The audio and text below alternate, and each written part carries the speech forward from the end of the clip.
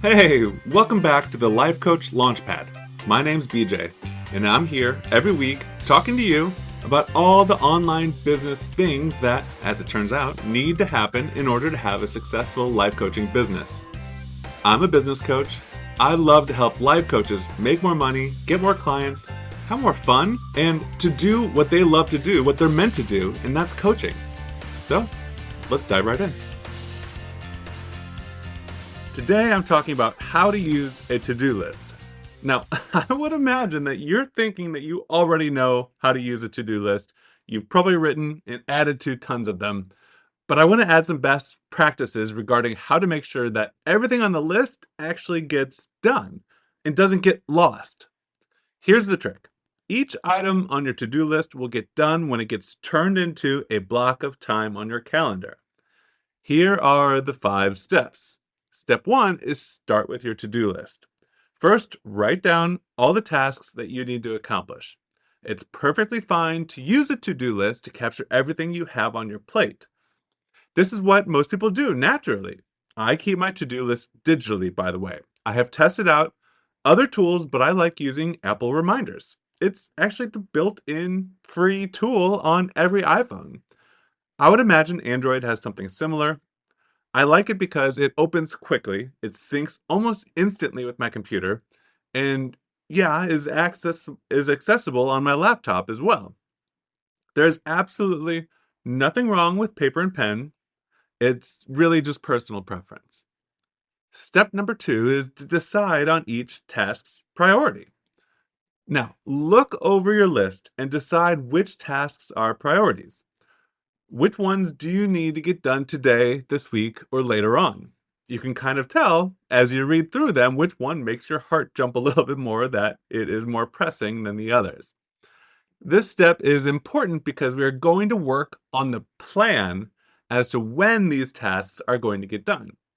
We'll schedule the urgent ones as soon as you can. Step 3 is to schedule each task as a time block. This is the magic step. For each task, assign it a specific time block on your calendar. For example, instead of just writing, write email to my list on your to-do list, add it to your calendar as during 2 to 3 p.m., write email to my list. This way, it's not just an item on another list, it's an appointment with yourself. The more urgent items get added in the very near future. When a task is less important, schedule it farther out in the future. You should have more room in your calendar, and that ensures that it will still get done, just not lost in the mix. What's the best way to handle things that need to get done every week?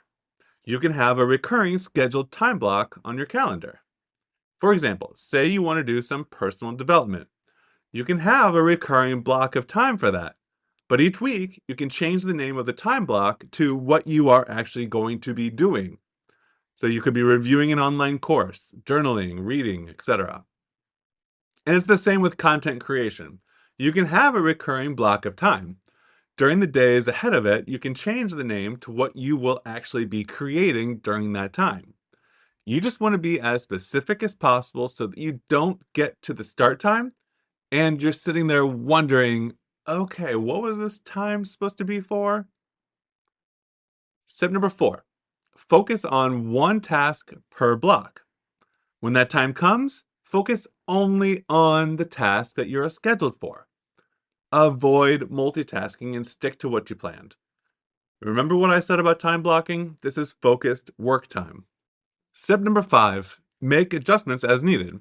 If something takes longer than expected or gets finished early, actually make the adjustments in your schedule for future blocks, like the rest of the day. Flexibility is key, but remember, each task needs to have a designated time. This is why I like to use a digital calendar. Making changes doesn't involve an eraser. And when you go to make changes to blocks that are coming up, you don't have to erase each one just because an earlier one went over. Also, for the same reasons, I like a digital to-do list. My calendar is available on my phone or laptop. To sum it up, keep using your to-do list, but everything on there gets fed into a block of time on your calendar.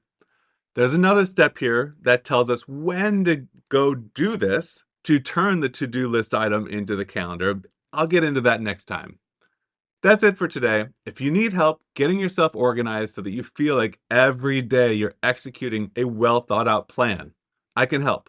You can schedule a free mini session on my website at bjbutler.com.